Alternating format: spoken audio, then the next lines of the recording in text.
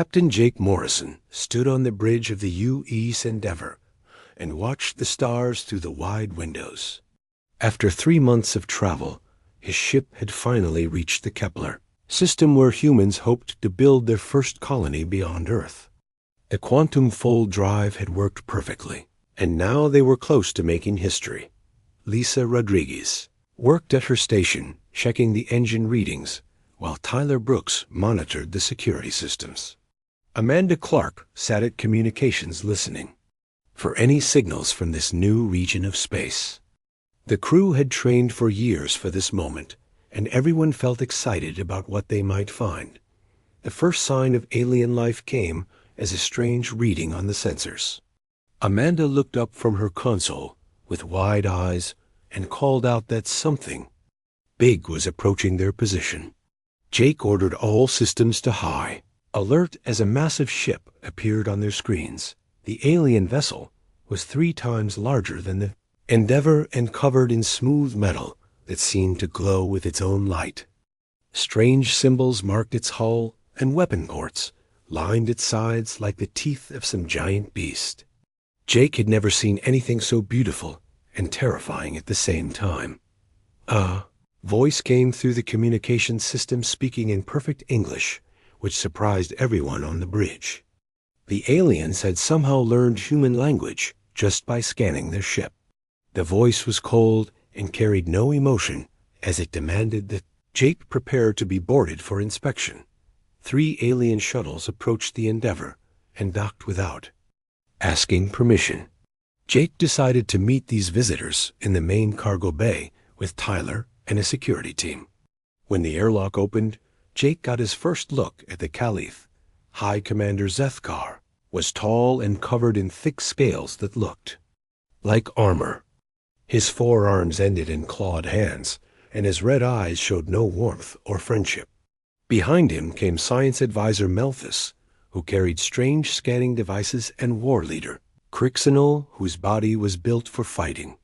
The Caliph examined every human they could find and ran scans on their bodies and equipment. Melthus seemed disappointed by what he discovered and spoke to his commander in their own language. Jake watched as they tested human strength and reaction times while taking samples of their technology. Jake tried to start diplomatic talks by offering friendship and trade between their peoples. He explained that humans wanted peace and cooperation with any intelligent species they might meet. The captain spoke about sharing knowledge and building a better galaxy together. Zethkar listened to these words with what looked like amusement.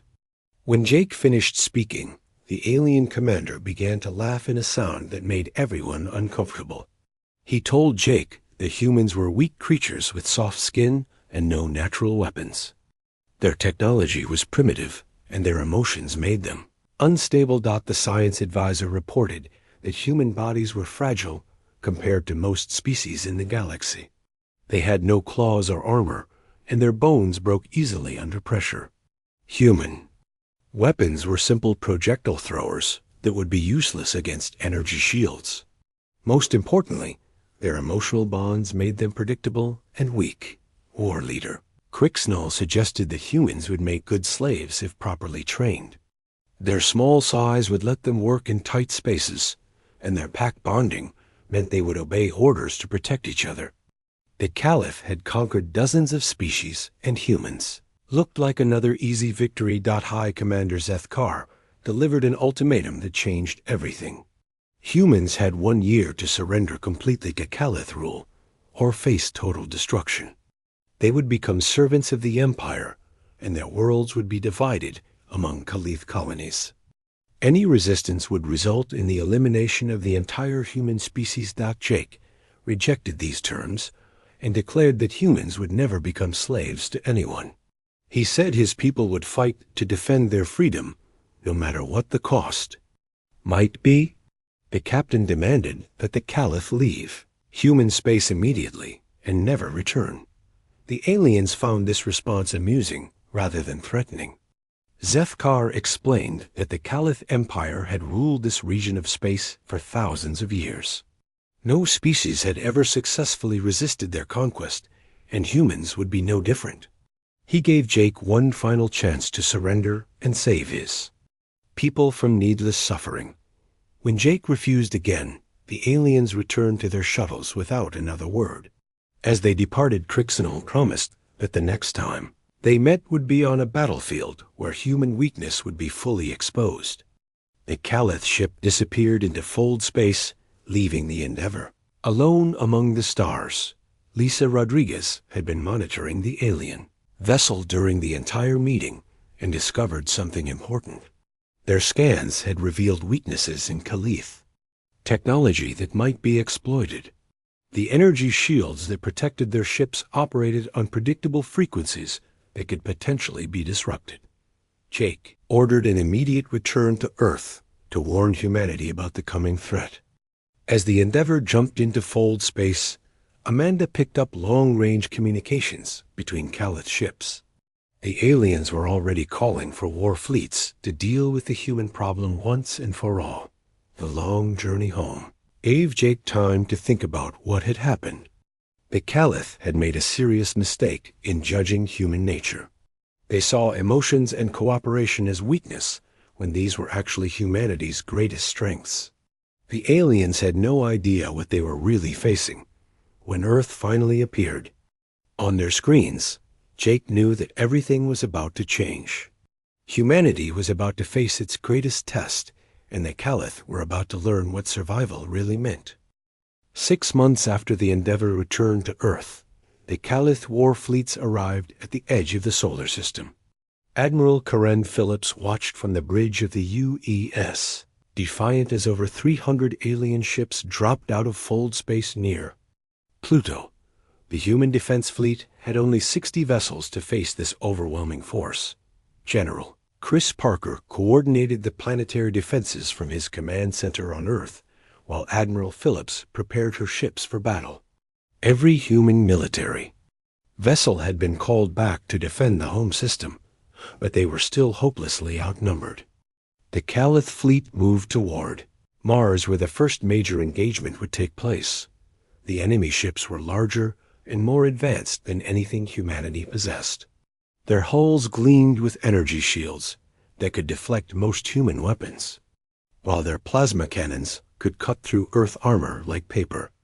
High Commander Zeth Carr broadcast a final surrender demand that Admiral Phillips rejected without hesitation. Lieutenant Ben Cooper flew his fighter squadron against the first wave of Calith attackers near the Martian orbital stations. The young pilot had trained his whole life for space combat, but nothing had prepared him for weapons that fired pure energy. His squadron scattered as plasma bolts filled the space around them. The first human losses came quickly as Calith plasma cannons tore through the destroyer UES Guardian. Admiral Phillips watched helplessly as the ship broke apart with all hands lost. The enemy weapons were more powerful than intelligence reports had suggested, and human shields offered little protection. But the battle also revealed unexpected advantages that humanity possessed. Ben Cooper discovered that his fighter could make turns and moves that confused Calith targeting systems. The aliens seemed to expect predictable flight patterns and struggled to hit targets that moved unpredictably. Communications specialist Nina Walsh found something even more important where she detected weaknesses in Calith network security. Human computer systems used different programming methods that the aliens had never encountered. She managed to hack into a Calith cruiser and access their tactical data. The information Nina gathered showed that Calith weapons operated on fixed energy frequencies. Dr. Helen Foster began working immediately to develop countermeasures using this intelligence. Her team included physicist Tony Miller and engineer Katie White, who started analyzing captured weapon signatures. Marine Colonel Sam Turner prepared ground forces for the inevitable invasion of Earth. He studied every piece of information about Calith biology and tactics while training his soldiers in guerrilla warfare. The colonel knew that traditional military formations would be useless against such advanced enemies. As the Calith established their blockade around Earth, they expected quick human surrender. War leader Crixinol had seen dozens of species give up when faced with the Empire's overwhelming power. But humanity proved to be different from anything the aliens had encountered before. Supply runner Captain Billy Grant used modified civilian ships to smuggle resources between the outer colonies. His cargo vessel looked harmless to Calith sensors, but carried vital supplies to resistance fighters throughout the system. The aliens had not expected humans to continue organized operations during a siege. Asteroid miner Lucy Barnes organized the Belt colonies into a network that supported the war effort. Mining equipment was converted into weapons, while asteroid bases became hidden supply depots. The Caliph had focused on major planets and ignored the scattered human presence in deep space. The siege created problems that the aliens had not anticipated. Their forces were used to quick victories over species that fought with traditional methods. Human unpredictability and emotional responses frustrated Caliph commanders who could not understand why the humans refused to surrender. Crixinol wanted to begin immediate bombardment of Earth to force human submission. But High Commander Zethkar insisted on preserving human infrastructure for future exploitation. This disagreement created delays that humanity used to strengthen their defenses. Reconnaissance pilot Alex Rivera flew dangerous missions to gather intelligence on Calith fleet positions. His stealth-modified fighter could avoid most enemy sensors while mapping alien ship movements. The information he collected became crucial for planning the first human counterattack. Dr. Foster made a breakthrough when her team successfully reverse-engineered a piece of Calith technology recovered from the battle near Mars. The alien power systems used exotic matter that could be disrupted by specific electromagnetic frequencies. This discovery opened new possibilities for human weapons. Admiral Phillips planned a desperate gambit to prove that the Caliph were not invincible. Using Alex Rivera's intelligence, she identified a vulnerable Caliph supply depot near Jupiter. The attack would cost precious ships, but might raise human morale and show the galaxy that resistance was possible. The strike force included 20 of the fleet's fastest ships, led by Captain Monica Gray and the modified cruiser UES Relentless. They approached the target using asteroid fields for cover, while Nenia Walsh jammed Calith communications to prevent reinforcements from arriving quickly.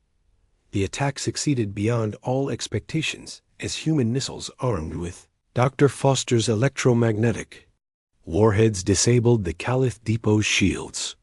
Captain Gray's ships destroyed 3 enemy vessels and captured vital supplies before retreating. The victory cost 20 human lives, but proved that Calith technology could be defeated. News of the successful raid spread throughout human space and beyond.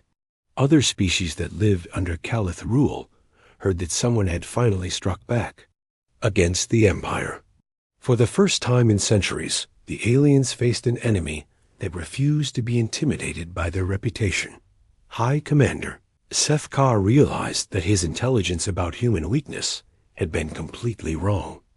These creatures did not break under pressure, but became more dangerous when threatened. Their emotional bonds made them fight harder rather than surrender to protect each other.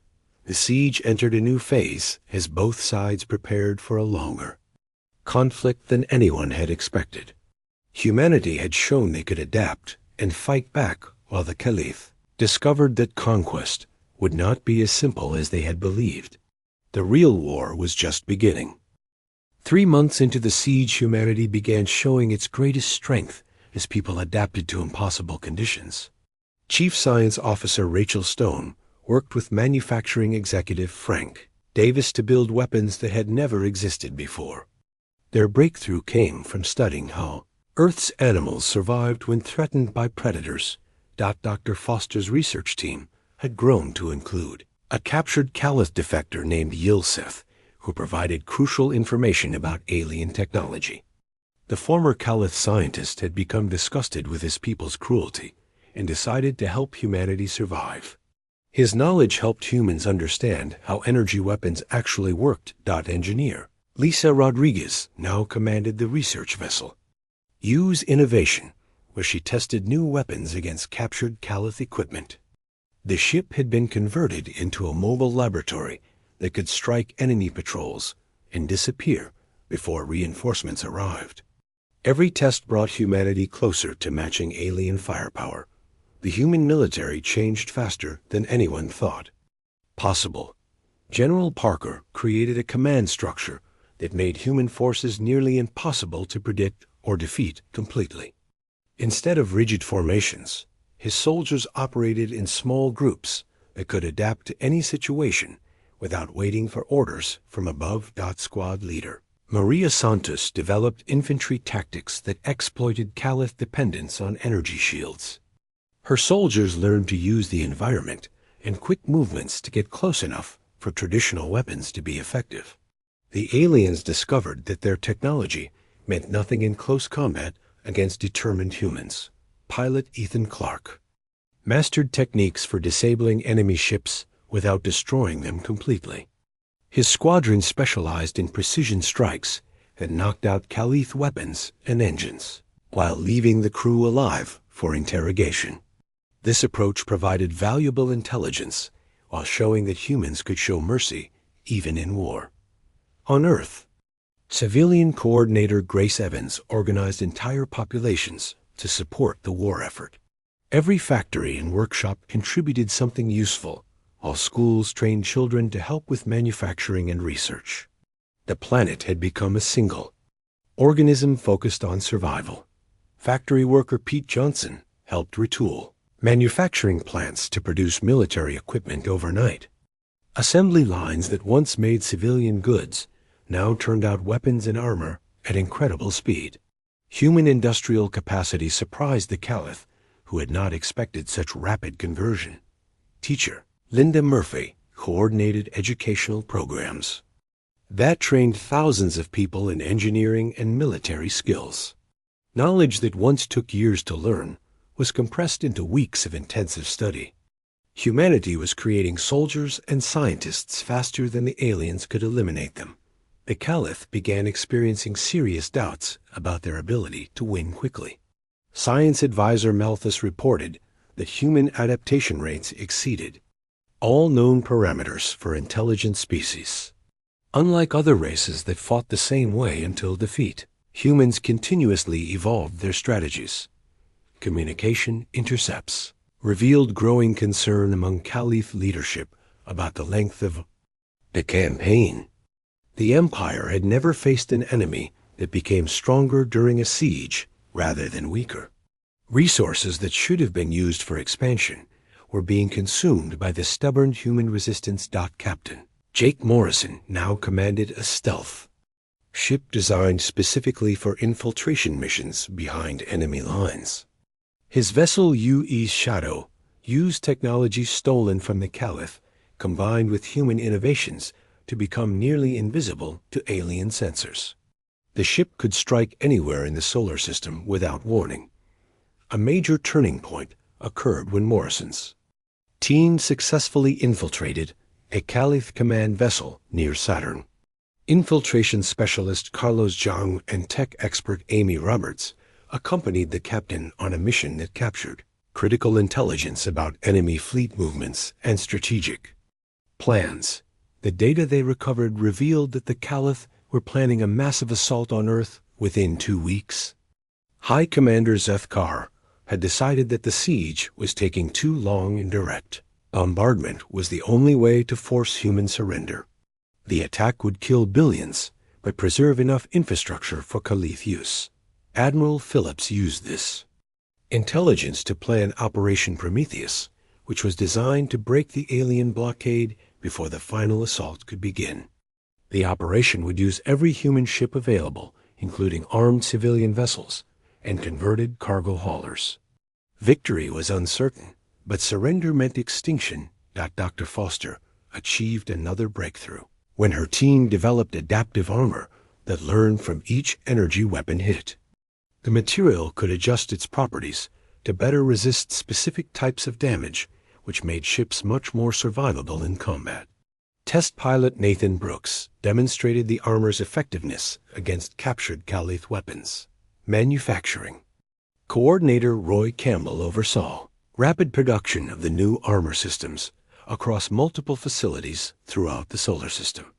Human industrial capacity had grown dramatically during the siege as people found ways to build things faster and more efficiently than ever before. The character of the war changed fundamentally when Marine Colonel Turner led the first successful boarding operation against a Calith vessel. His team, including Sergeant Kelly Adams and explosives expert Victor Jones, discovered that alien ships had critical vulnerabilities in their life support systems. This intelligence allowed human forces to capture rather than destroy enemy vessels, which provided intact technology for study. More importantly, the captures yielded Calith prisoners who could be interrogated about fleet positions and strategic plans. Human intelligence capabilities improved dramatically. Captain Narration made contact with other species within the Calith Empire during one of his infiltration missions. Working with translator Diana Lewis and cultural analyst Gary Mitchell, he discovered that dozens of races had been suppressed by Calith rule for centuries and wanted freedom. The Nexari were aquatic beings who had maintained secret communications networks throughout their subjugation. Ambassador Flovin expressed interest in human proposals for alliance against their common enemy. Other species watched to see if humanity could actually threaten Calith dominance. Operation Prometheus launched with over 100 human vessels, attacking Calith positions throughout the solar system. Admiral Phillips coordinated the assault from the Defiant, while smaller groups struck supply lines and isolated enemy ships. The operation's success would determine humanity's survival. The battle lasted 18 hours as human forces used every advantage they had developed during months of siege.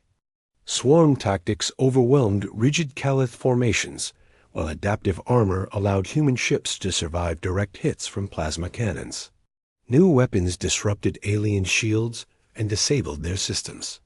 When the smoke cleared, humanity had achieved space superiority in the outer solar system for the first time since the siege began. The Calith blockade was broken, and supply lines to Earth were reopened. But intelligence reports warned that massive reinforcements were already en route from the Calith home worlds. The aliens had finally realized that humans were not weak prey, but dangerous predators who became more deadly when threatened. The Empire was mobilizing its full military might to crush this unexpected resistance before it could spread to other subject species. The siege entered its 6th month as Operation Prometheus achieved success beyond all human expectations. Admiral Phillips led her fleet using swarm tactics inspired by Earth's insect behavior that completely overwhelmed Calith formations designed around rigid hierarchical command structures. The breakthrough allowed supply ships commanded by Captain Julie Taylor to reach Earth. For the first time in months, Dr. Foster's team achieved their greatest technological leap when they developed adaptive armor that actually learned from each energy weapon it absorbed.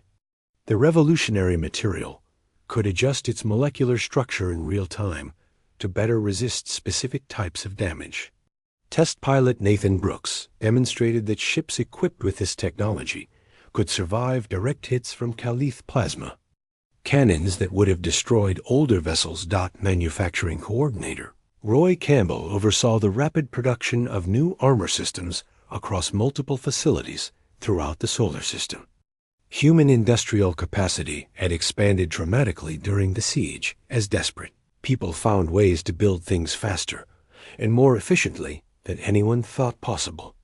Assembly lines worked around the clock to equip every human vessel with the life-saving technology. The war's character changed fundamentally when Marine Colonel Turner led the first successful boarding operation against a Calith vessel near the asteroid belt. His assault team, including Sergeant Kelly Adams and explosives expert Victor Jones, discovered that alien ships had critical vulnerabilities in their life support systems that could be exploited by Determined infantry. This intelligence revolutionized human tactics as forces learned to capture rather than destroy enemy vessels. Intact Khalid ships provided technology for study, while prisoners revealed fleet positions and strategic plans. Human intelligence capabilities improved dramatically as more aliens were taken alive during successful boarding operations. Captain Morrison made contact with subject species within the Khalid Empire during one of his dangerous infiltration missions. Working with translator specialist Diana Lewis and cultural analyst Gary Mitchell, he discovered that dozens of intelligent races had been suppressed by Khalid rule for centuries and secretly desired freedom from their oppressors. The Nexari were aquatic beings who had maintained hidden communication networks throughout their long subjugation under Khalid control. Ambassador Flovin expressed genuine interest in human proposals from military alliance against their common enemy. Other species throughout the galaxy watched carefully to see if humanity could actually threaten Khalid dominance. The Khalid command structure began showing serious signs of stress as their simple conquest stretched far beyond all projected timelines. High Commander Zethkar faced increasing pressure from the Empire's ruling council, who demanded explanations for why inferior humans continued to resist. The political situation within the alien government became increasingly unstable. Crixnal-esque aggressive tactics backfired spectacularly when human forces began using captured Khalid weapons against their own fleets. The aliens discovered that their energy shields were not designed to stop their own plasma technology. Human engineers modified captured weapons to be even more effective against Khalid vessels. A pivotal moment occurred when engineer Rodriguez led a daring raid on a Khalid research facility hidden in the outer system. Her team, including physicist Bobby Green and computer specialist Tina Bell, captured advanced technology blueprints that revealed the Empire's greatest weakness. Their entire infrastructure depended on a single type of energy crystal found only in their home system. The discovery changed everything about human strategic planning. If the crystal supply could be disrupted, the entire Khalid Empire would collapse within months. Dr. Foster began developing weapons specifically designed to target these critical power sources, while Admiral Phillips planned deep strike missions into enemy territory. Human forces achieved space superiority in the outer solar system through a combination of superior tactics, adapted technology, and unexpected alliances with other species. Admiral Phillips broke the Khalid blockade using coordinated attacks that struck multiple targets simultaneously. The aliens could not defend everywhere at once. However, intelligence reports indicated that massive Khalid reinforcements were already en route from their core worlds. The Empire was mobilizing its full military might to crush human resistance before it could spread to other subject species. Hundreds of warships were being recalled from conquered territories. The liberation of human prisoners became a priority mission when rescue specialist Captain Larry Wood led simultaneous operations that freed thousands of captives from Khalid labor camps. These survivors provided valuable intelligence about alien industrial capabilities and revealed the locations of other prisoner facilities throughout the galaxy. Captain Andy Russell commanded strike groups that used quantum fold drives in ways the Khalid had never imagined possible. His ships made multiple microjumps to appear simultaneously in several locations, which confused enemy defensive systems. This revolutionary tactic was developed by navigator specialist Randy Hayes and quantum physicist Dr. Carol King. Captain Megan Torres led her battle group in hit-and-run attacks against Khalid supply convoys traveling between star systems. Her forces captured enough alien equipment to outfit several human fleets while denying critical resources to enemy forces. The raids demonstrated that humanity could project power beyond their home system. Dr. Foster's research team developed the ultimate weapon when biochemist Dr. Owen Price and systems analyst Jane Woods created a virus that specifically targeted Khalid energy crystals. The weapon could cause cascade failures. It disabled entire fleets without killing their crews. It represented a way to end the war without massive bloodshed. The climactic battle of this phase occurred at the Calith stronghold of Vorth Prime, where the aliens had concentrated their remaining forces in the local region.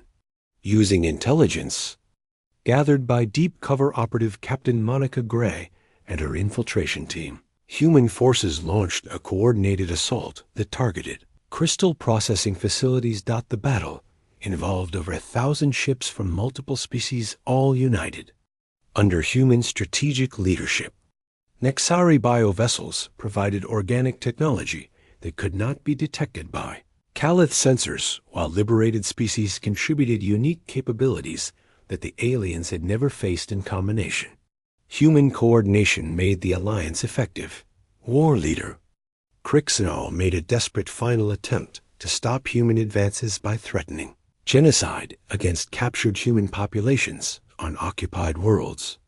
However, the threat backfired when Liberation forces rescued the prisoners while the main fleet attacked Calith positions. The aliens discovered that humans would never abandon their people. The fall of Vorth Prime and the capture of High Commander Zethkar marked a turning point in the galactic balance of power. For the first time in over 1,000 years, the Calith Empire had suffered a major military defeat. Subject species throughout the galaxy began to hope that freedom might be possible. However, intelligence reports revealed that the true Calith leadership had retreated to their ancestral homeworld, where they possessed weapons capable of destroying entire star systems. Emperor Vastamer commanded technology that could end the war by eliminating all human worlds simultaneously. The final confrontation would be the most dangerous yet. 8 months after First Contact, humanity made a decision that shocked the entire galaxy. They would take the offensive directly into Calith space, rather than wait for the next alien assault. Admiral Phillips commanded a joint human Nexaray fleet. From the new flagship UES Retribution, which was equipped with the most advanced technology Earth had ever produced, the human strategy relied completely on speed and unpredictability rather than overwhelming firepower. Strike groups led by commanders like Captain Andy Russell and Captain Megan Torres used quantum-fold drives in ways the Calith had never imagined possible. They made multiple microjumps to appear simultaneously in several locations, which confused and overwhelmed alien defensive systems. This revolutionary tactic had been developed by navigator specialist Randy Hayes and quantum physicist Dr. Carol King, who discovered that fold space could be manipulated in precise ways. Human ships could strike targets throughout an entire star system before enemy forces could respond effectively. The Calith found their technological advantage meaningless against such tactics. Dr. Foster's research team now operated from a mobile laboratory ship that could deploy anywhere in the galaxy within hours. Biochemist Dr. Owen Price and systems analyst Jane Woods worked with captured Calith technology to perfect their crystal virus weapon. The device could create cascade failures that disabled entire fleets without killing their crews. The campaign revealed the true scope of Calith oppression as Liberation forces discovered slave worlds where dozens of species had been subjugated for generations. Species like the crystalline Zephyrite and the insectoid hive collectively represented billions of beings who were eager to overthrow their oppressors if given the chance. Colonel Turner's Liberation forces found prison planets where entire civilizations had been reduced to slavery. The Marines worked with local resistance movements to free these populations while gathering intelligence about Calith military positions. Each liberated world provided new allies and resources for the growing rebellion. Human military doctrine proved devastatingly effective against Calith forces throughout their empire. Battle Group Commander Captain Drew Phillips used Earth's understanding of combined arms warfare to coordinate between human ships, Nexari biovessels, and captured Calith technology. The flexibility of human command structures allowed rapid adaptation. to any tactical situation. The Caliph Empire began experiencing rebellions on worlds that had been peaceful for centuries. Subject species saw human victories and realized that their oppressors were not invincible. Uprisings spread faster than Caliph forces could suppress them as the Empire's control structure started to collapse. Intelligence operative Captain Monica Gray led infiltration teams deep into Caliph territory to gather information about their core worlds. Her missions revealed that the aliens were pulling forces back from frontier regions to defend their homeworld. The Empire was contracting as human pressure mounted. The Liberation Fleet grew larger as more species joined the alliance against Caliph rule. Each new member brought unique capabilities that enhanced the coalition's effectiveness. Zephyrite crystal technology improved human weapons, while hive coordination abilities made fleet movements more efficient than ever before. Dr. Foster's crystal virus proved more versatile than originally designed. The weapon could be modified to target specific Caliph installations while leaving allied technology untouched. This selectivity made it possible to capture intact facilities and convert them for liberation use rather than destroying everything.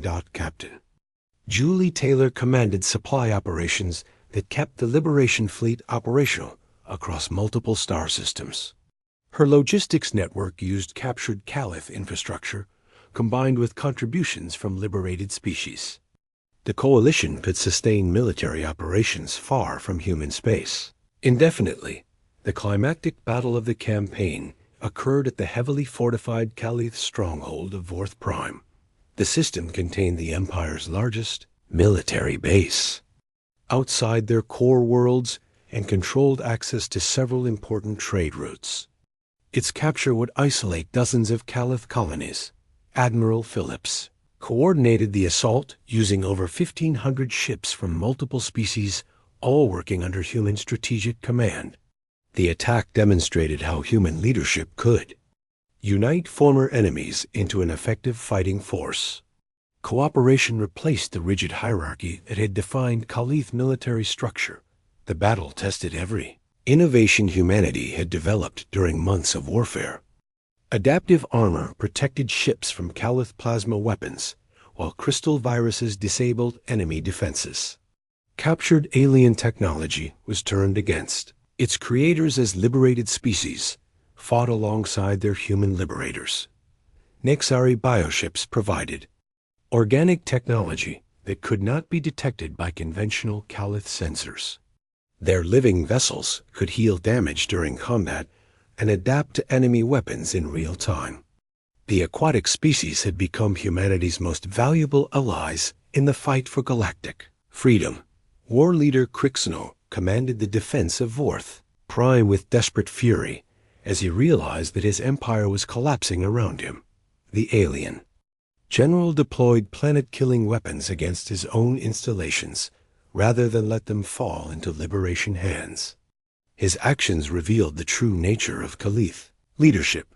Human forces prevented the destruction of civilian areas while capturing military installations intact.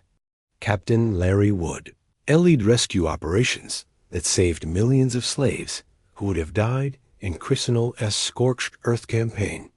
The Liberation Fleet proved they could show mercy even to their enemies.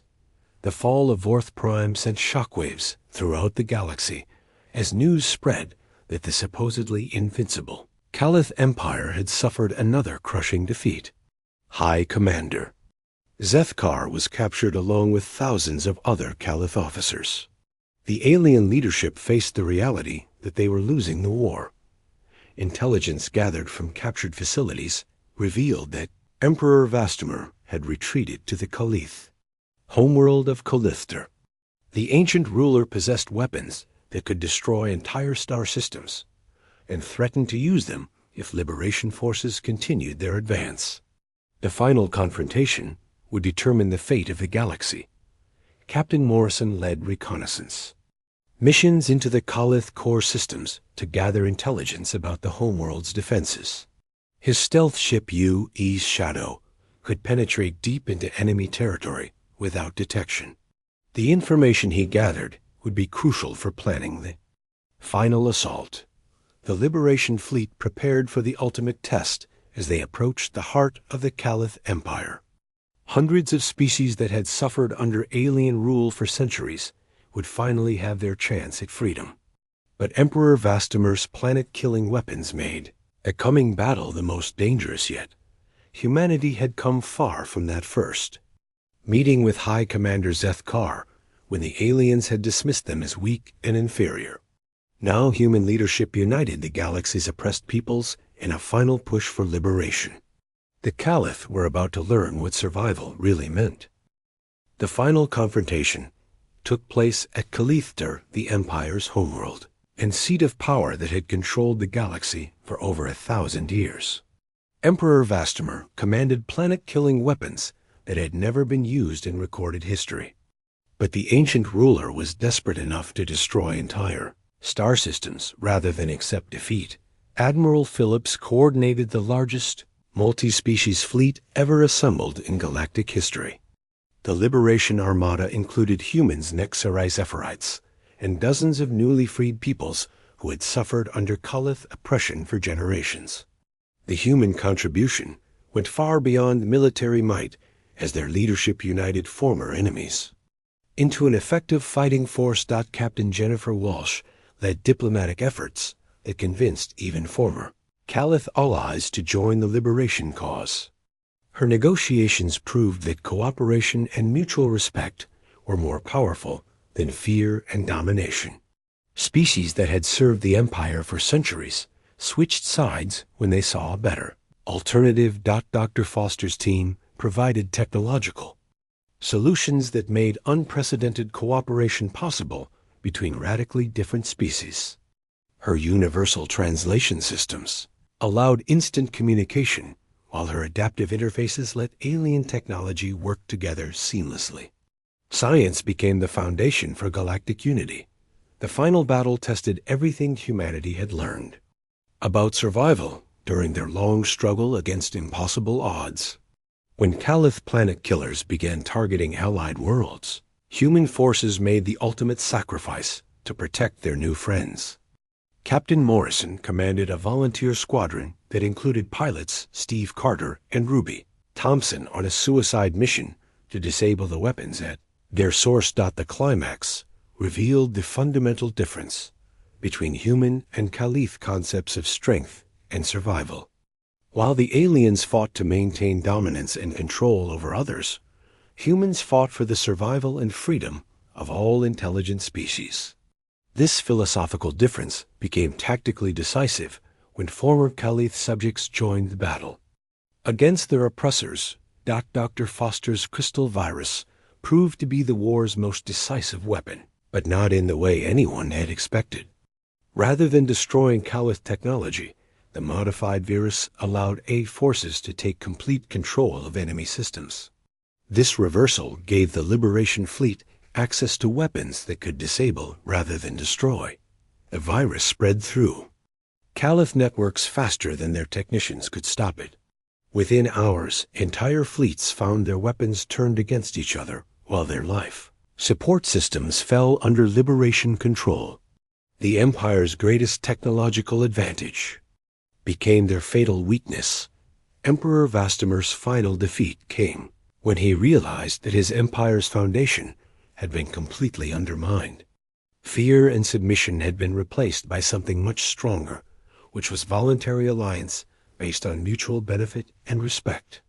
The Caliph species itself was not destroyed, but offered a chance at redemption. Captain Morrison led the final assault on the Imperial Palace, where Vastamir made his last stand.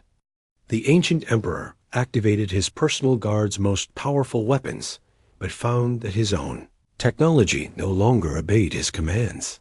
The crystal virus had reached even the most secure Caliph installations. The moment of victory came not through overwhelming force, but through an act of unexpected mercy. When Vastamir lay defeated and helpless, Admiral Phillips offered him the choice between execution and exile. The Emperor chose exile, which demonstrated that even the galaxy's greatest tyrant could change. When shown a better path, the war's end brought challenges that were almost as difficult as the fighting itself. Millions of liberated slaves needed new homes, while former Caliph worlds required new governments. Human administrators like Grace Evans worked with local leaders to establish democratic institutions based on cooperation rather than conquest. The reformed Caliph, Yilseth, helped his people transition from an empire based on domination to a peaceful member of the new galactic community. Many caliphs struggled with this change, but younger generations embraced the opportunity to build something better than their ancestors had created.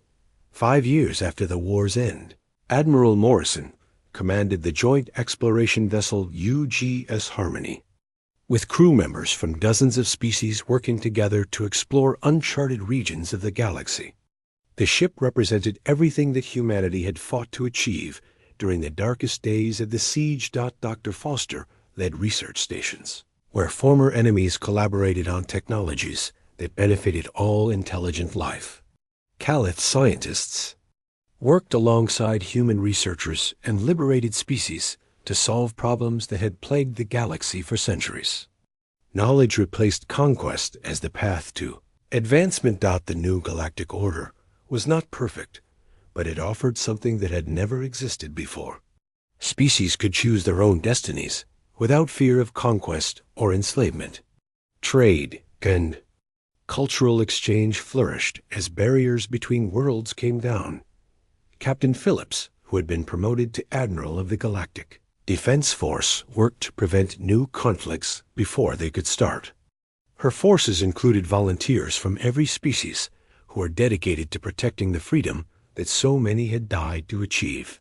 The Caliph homeworld became a center for reconciliation and healing, where former slaves could confront their oppressors. In peaceful settings, many aliens struggled to understand human concepts, like forgiveness, but gradually learned that mercy was stronger than vengeance. Human colonies spread throughout the galaxy, but not as conquerors or rulers. They came as partners and friends who shared their knowledge freely while learning from others. Earth's children carried the lessons of survival to every corner of known space.